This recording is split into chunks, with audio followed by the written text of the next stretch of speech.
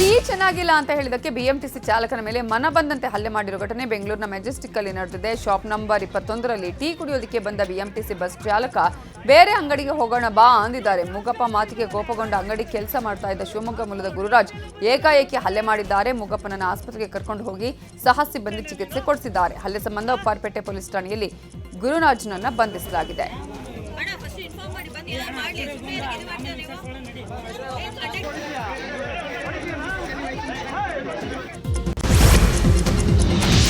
ಜಾತಿ ಜನಗಣತಿ ಸಮೀಕ್ಷೆ ವಿಚಾರವಾಗಿ ಮೈಸೂರಿನಲ್ಲಿ ಸಿಎಂ ಸಿದ್ದರಾಮಯ್ಯ ಪ್ರತಿಕ್ರಿಯೆ ನೀಡಿದ್ದಾರೆ. ಕೇಂದ್ರ ಸರ್ಕಾರದವರು ಜಾತಿ ಗಣತಿ ಮಾಡ್ತಿದ್ದಾರೆ.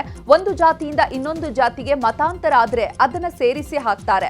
ಈಗ ನಾನು ಹಿಂದೂ ಮುಸ್ಲಿಂಗೆ ಕನ್ವರ್ಟ್ ಆಗಿದ್ದೀನಿ ಅಂತ ಆದ್ರೆ ಧರ್ಮ ಬದಲಾವಣೆ ಆದ್ರೆ ಹೇಗ್ ಬರುತ್ತೆ? ಅದರಲ್ಲಿ ಹೊಸ ಜಾತಿ ಅಂತ ಬರಲ್ಲ. ಬಿಜೆಪಿಯವರು ಕೆಲವರು ಕನ್ವರ್ಷನ್ ಆಗಿದ್ದಾರೆ ಅಂತ ಹೇಳಿದ್ರು. ಈಗ ನಾವು ಕನ್ವರ್ಷನ್ ಆಗೋದು ಬೇಡ ಅಂತ ಹೇಳಿದ್ರು ಕೆಲವರು ವ್ಯವಸ್ಥೆಯ ಪರಿಣಾಮವಾಗಿ ಕನ್ವರ್ಷನ್ ಆಗ್ತಿರ್ತಾರೆ. ನಮ್ಮ ಸಮಾಜದಲ್ಲಿ, ಹಿಂದೂ ಸಮಾಜದಲ್ಲಿ ಎಲ್ಲರೂ ಸಮಾನತೆ ಇದ್ದಿದ್ರೆ ಯಾಕೆ ಕನ್ವರ್ಷನ್ ಆಗ್ತಾರೆ?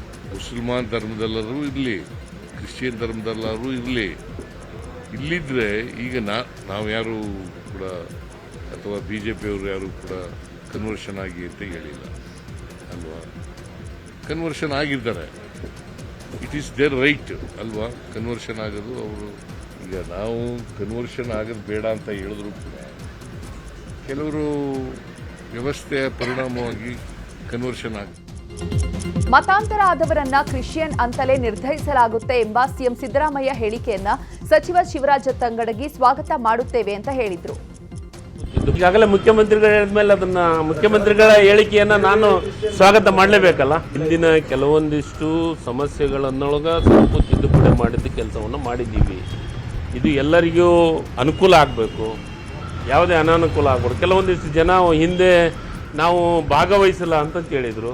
ಹಾಗೆ ಭಾಗವಹಿಸಲಾಗ ಈ ಸತೆ ನಾವೊಂದು ಏನು ವಾರ್ಡನ್ನು ಮಾಡಿದ್ದೀವಿ. ಈ ಸರ್ವೆದೊಳಗೆ ಎಲ್ಲರೂ ಪಾಲ್ಗೊಂಡು ಈ ಸರ್ವೆಯನ್ನು ಯಶಸ್ವಿಗೊಳಿಸಿ ಇದ್ರ ಜೊತೆಗೆ ಮುಖ್ಯಮಂತ್ರಿಗಳ ಆಸೆ ಮತ್ತು ನಮ್ಮ ಪಕ್ಷದ ಆಸೆ, ಕಾಂಗ್ರೆಸ್ ಪಕ್ಷದ ಆಸೆ ಏನು ಅಂತಂದರೆ ಯಾವುದೇ ತುಳಿತಕ್ಕೊಳಗಾಗಿದಂಥವ್ರಿಗೆ ಕೆಳಮಟ್ಟ ಎಸ್ಐಟಿಯ ಸ್ಥೈರ್ಯ ಕುಗ್ಗಿಸುವ ಹುನ್ನಾರದ ಆರೋಪಕ್ಕೆ ಸಂಬಂಧಪಟ್ಟ ಹಾಗೆ ಮೌನ ಪ್ರತಿಭಟನೆ ಮಾಡುವುದಾಗಿ ಮಹೇಶ್ ಶೆಟ್ಟಿ ತಿಮರೋಡಿ ಹೇಳಿದ್ದಾರೆ. ಮಂಗಳೂರಲ್ಲಿ ಮಾತಾಡಿದ ಅವರು ಸೌಜನ್ಯ ಹೋರಾಟ ಹಾಗೂ ಧರ್ಮಸ್ಥಳ ಶವಹೂತ ಪ್ರಕರಣದಲ್ಲಿ ಎಸ್ಐಟಿ ಪಾರದರ್ಶಕವಾಗಿ ತನಿಖೆ ನಡೆಸ್ತಾ ಇದೆ. ಆದರೆ ಅಧಿಕಾರಿಗಳ ಮನಸ್ಸನ್ನ ಹಾಳು ಮಾಡುವ ಹುನ್ನಾರ ನಡೀತಾ ಇದೆ. ಎಸ್ಐಟಿಗೆ ಶಕ್ತಿ ತುಂಬಲು ರಾಜ್ಯಾದ್ಯಂತ ಪ್ರತಿಭಟನೆಗೆ ಕರೆ ನೀಡುತ್ತಾ ಇದ್ದೇವೆ. ಸೆಪ್ಟೆಂಬರ್ 16ರಂದು ಪ್ರಾರ್ಥನೆ ಮಾಡುವಂತೆ ಸೌಜನ್ಯ ಹೋರಾಟಗಾರರಿಗೆ ಕರೆ ನೀಡಿರುವುದಾಗಿ ತಿಮರೋಡಿ ಹೇಳಿದ್ದಾರೆ. ಸುಮ್ಮನೆ ಕೂತಿಲ್ಲ, ಎಸ್ಐಟಿ ಒಳ್ಳೆಯ ರೀತಿಯ ತನಿಖೆಯನ್ನು ಮಾಡ್ತಾ ಇದೆ. ಅದಕ್ಕೆ ನಾವು ಸ್ವಾಗತವನ್ನು ಮಾಡಿದ್ದೇವೆ. ಆ ದೃಷ್ಟಿಯಿಂದ ಇವತ್ತು ಅವರ ಮನಸ್ಸನ್ನು ಹಾಳು ಮಾಡುವಂತ ಒಂದು ದುಷ್ಟ ಶಕ್ತಿಗಳ ಹುನ್ನಾರವನ್ನು ಮೆಟ್ಟಿ ನಿಲ್ಲಕ್ಕೋಸ್ಕರ ಆ ಎಸ್ಐಟಿಗೆ ಒಂದು ಪ್ರಬಲವಾದ ಶಕ್ತಿಯನ್ನು ಕೊಡಬೇಕು. ನಾವು ಕೂಡ ರಾಜ್ಯಾದ್ಯಂತ ಒಂದು ಕರೆಯನ್ನು ಕೊಡಲಿಕ್ಕೆ ನಾನು ಇಚ್ಛೆ ಪಡ್ತೇನೆ. ಮೌನ ಪ್ರತಿಭಟನೆಯನ್ನು ಬೆಳ್ತಂಗಡಿ ತಾಲೂಕಿನಲ್ಲಿ ಲಕ್ಷಾಂತರ ಜನರು ಸೇರಿ ಮಾಡಲಿಕ್ಕಿದ್ದೇವೆ. ಮಂಡ್ಯ ಮದ್ದೂರು ಗಲಭೆ ಪ್ರಕರಣಕ್ಕೆ ಸಂಬಂಧಪಟ್ಟಂತೆ ಬಿಜೆಪಿ, ಜೆಡಿಎಸ್ ಹಾಗೂ ಹಿಂದೂ ಸಂಘಟನೆಗಳ ಪ್ರತಿಭಟನೆ ವಿರುದ್ಧ ಪ್ರಗತಿಪರರು ಆಕ್ರೋಶ ವ್ಯಕ್ತಪಡಿಸಿದ್ದಾರೆ. ಇದೇ ತಿಂಗಳ 22ರಂದು ಮದ್ದೂರಿನಲ್ಲಿ ಪ್ರಗತಿಪರರ ಪ್ರತಿಭಟನಾ ರ್ಯಾಲಿ ನಡೆಯಲಿದೆ. ಈ ಪ್ರಗತಿಪರರ ರ್ಯಾಲಿಗೆ ಬೆಂಬಲ ನೀಡೋದಾಗಿ ಮದ್ದೂರು ಜಾಮಿಯಾ ಮಸೀದಿ ಅಧ್ಯಕ್ಷ ಆದಿಲ್ ಅಲಿ ಖಾನ್ ಹೇಳಿದ್ದಾರೆ. ಈ ಕುರಿತು ಮಾತನಾಡಿದ ಅವರು, ನಿಮ್ಮ ಪ್ರತಿಭಟನಾ ರ್ಯಾಲಿಗೆ ನಾವು ಧನಸಹಾಯವನ್ನ ಮಾಡಲಿದ್ದೇವೆ ಎಂದಿದ್ದಾರೆ. ಈ ಹಿಂದೆ ನಮ್ಮವರೇ ಕಲ್ಲೆಸೆದು ತಪ್ಪು ಮಾಡಿಬಿಟ್ಟಿದ್ದಾರೆ ಅಂತ ಆದಿಲ್ ಹೇಳಿದ್ರು. ಈಗ ಪ್ರಗತಿಪರ ಪ್ರತಿಭಟನೆಗೆ ಕೈಜೋಡಿಸಿರುವಂತಹ ಮುಸ್ಲಿಂ ಮುಖಂಡರು ಕೈಜೋಡಿಸಿರುವುದು ಸಾಕಷ್ಟು ಕುತೂಹಲವನ್ನು ಮೂಡಿಸಿದೆ. ಮಂಡ್ಯ ಜಿಲ್ಲೆ ಮದ್ದೂರಿನ ಪ್ರಸಿದ್ಧ ಹೊಳೆ ಆಂಜನೇಯನ ದೇವಸ್ಥಾನಕ್ಕೆ ಸಂಸದ ಯದುವೀರ್ ಒಡೆಯರ್ ಭೇಟಿ ಕೊಟ್ಟರು. ಕುಟುಂಬ ಸಮೇತರಾಗಿ ಆಗಮಿಸಿದ ಅವರು ಹರಕೆ ತೀರಿಸಿದ್ದಾರೆ. ಇಲ್ಲಿ ಇಷ್ಟಾರ್ಥ ಸಿದ್ಧಿಸಲು ₹1 ಹರಕೆಯನ್ನು ₹1.25 ಹರಕೆ ಕಟ್ಟಿಕೊಳ್ಳುವುದು ಪ್ರತೀತಿ. ಹೀಗಾಗಿ ದೇವರಿಗೆ ಪೂಜೆ ಸಲ್ಲಿಸಿ ಹರಕೆ ತೀರಿಸಿದರು. ಪೂಜೆ ಬಳಿಕ ಮಾತಾಡಿದ ಯದುವೀರ್ ಒಡೆಯರ್ ಮದ್ದೂರು ಗಲಭೆ ಪ್ರಕರಣದ ವಿಚಾರವಾಗಿ ಸರ್ಕಾರದ ವಿರುದ್ಧ ಬೇಸರ ವ್ಯಕ್ತಪಡಿಸಿದ್ರು. ಗೃಹ ಸಚಿವರು ಮದ್ದೂರಿಗೆ ಬಂದು ಪರಿಶೀಲನೆ ಮಾಡಬೇಕಾಗಿತ್ತು. ಸ್ಥಳೀಯ ಶಾಸಕರು ಎಲ್ಲಿ ಅಂತ ಎಲ್ಲರೂ ಪ್ರಶ್ನೆ ಮಾಡ್ತಿದ್ದಾರೆ. ಧರ್ಮದ ರಕ್ಷಣೆಗೆ ಬಿಜೆಪಿ ಯಾವಾಗಲೂ ಸಿದ್ಧ ಅಂತ ಹೇಳಿದರು. ಚಿತ್ರದುರ್ಗದ ನಗರದಲ್ಲಿ ಹಿಂದೂ ಮಹಾಗಣಪತಿ ಬೃಹತ್ ಶೋಭಾಯಾತ್ರೆ ಆರಂಭವಾಗಲಿದೆ. ವಿಎಚ್ಪಿ ಹಾಗೂ ಬಜರಂಗದಳ ನೇತೃತ್ವದಲ್ಲಿ ಶೋಭಾಯಾತ್ರೆ ನಡೆಯಲಿದೆ. ಜೈನ್ ಧಾಮದಿಂದ ಚಂದ್ರವಳ್ಳಿವರೆಗೆ ಬೃಹತ್ ಮೆರವಣಿಗೆ ಮಾಡಲಾಗುತ್ತದೆ. ಹಿಂದೂ ಮಹಾಗಣಪತಿ ಶೋಭಾಯಾತ್ರೆ ವೇದಿಕೆ ಕಾರ್ಯಕ್ರಮದಲ್ಲಿ ಮಾತನಾಡಿದ ವಿಶ್ವ ಹಿಂದೂ ಪರಿಷತ್ ಮುಖಂಡ ಶರಣ್ ಪಂಪೆಲ್, ನಮಗೆ ಇಲ್ಲಿನ ಜಿಲ್ಲಾಡಳಿತ ಜಿಲ್ಲೆಗೆ ಬರದಂತೆ ನಿರ್ಬಂಧ ಹೇರಿತ್ತು. ಆದರೆ ಗಣೇಶನ ಆಶೀರ್ವಾದದಿಂದ ಅನುಮತಿ ಸಿಕ್ಕಿದೆ. ಕಾರ್ಯಕ್ರಮ ಯಶಸ್ವಿಯಾಗಲಿದೆ ಎಂದರು. ಇನ್ನುಳಿದ ಪ್ರಮುಖ ಸುದ್ದಿ ನೋಡೋಣ ಬ್ರೇಕ್ ಆದ್ಮೇಲೆ.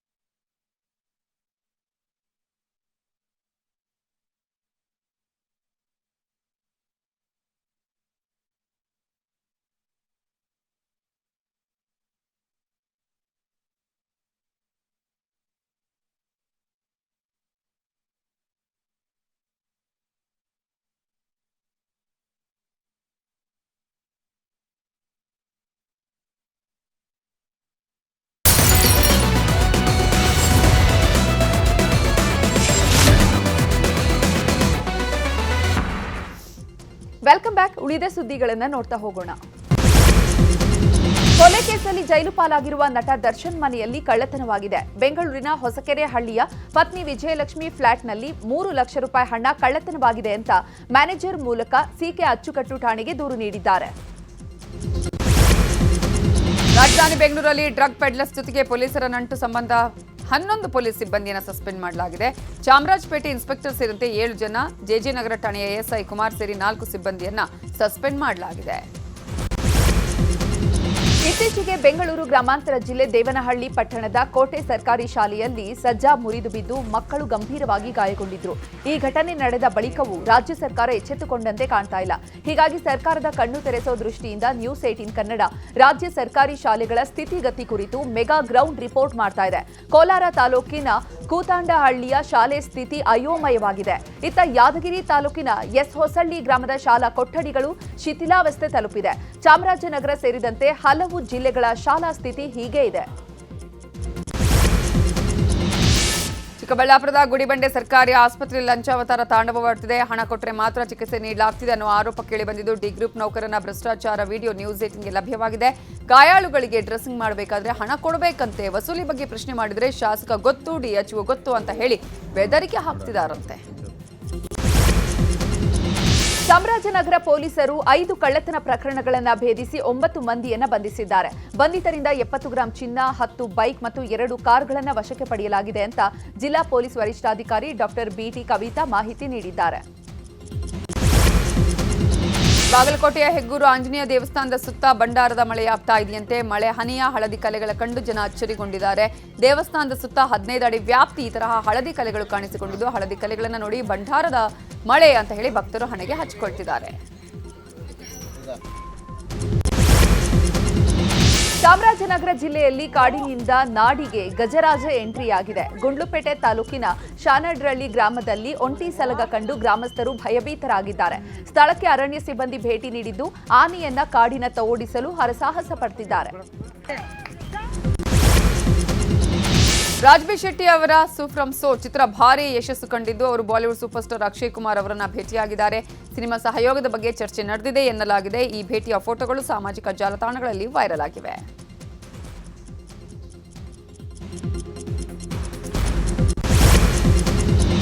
ಸೋಷಿಯಲ್ ಮೀಡಿಯಾದಲ್ಲಿ ಜನಸಾಮಾನ್ಯರನ್ನ ರಾತ್ರಿ ಬೆಳಗಾಗುವಷ್ಟರಲ್ಲಿ ಫೇಮಸ್ ಮಾಡಿಬಿಡ್ತಾರೆ.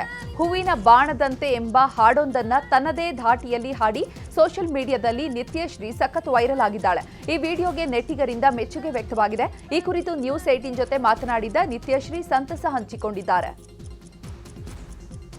ಆ ಖುಷಿನ ನನಗೆ ಎಕ್ಸ್ಪ್ರೆಸ್ ಮಾಡಕ್ ಆಗ್ತಿಲ್ಲ, ಅಷ್ಟೊಂದು ಖುಷಿ ಆಗ್ತದೆ.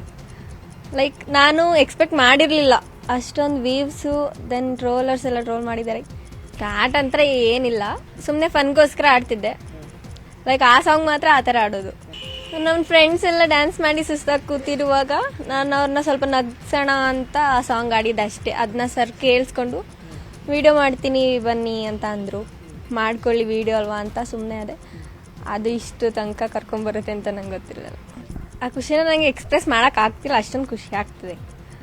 ಲೈಕ್ ನಾನು ಎಕ್ಸ್ಪೆಕ್ಟ್ ಮಾಡಿರಲಿಲ್ಲ ಅಷ್ಟೊಂದು ವೀವ್ಸು, ದೆನ್ ಟ್ರೋಲರ್ಸ್ ಎಲ್ಲ ಟ್ರೋಲ್ ಮಾಡಿದ್ದಾರೆ. ಸ್ಟಾರ್ಟ್ ಅಂತ